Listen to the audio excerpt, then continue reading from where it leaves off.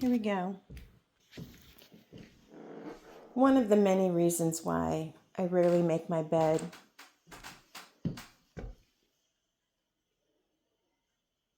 because somebody seems to like being under the sheets. Not necessarily the blankets, but the sheets.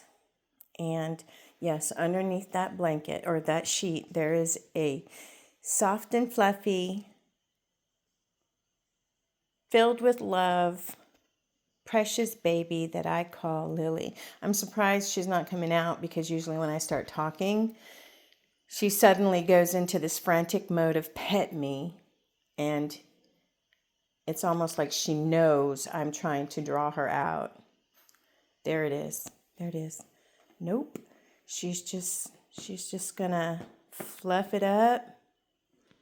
Fluff, fluff, fluff it up. Fluff, fluff, fluff it up. All right. Yeah, she's not coming out. She's just going to stay cozy beneath the bedroom sheet. But there we go. Bella, on the other hand, she is perfectly fine being on top of the sheet. This one, not so much.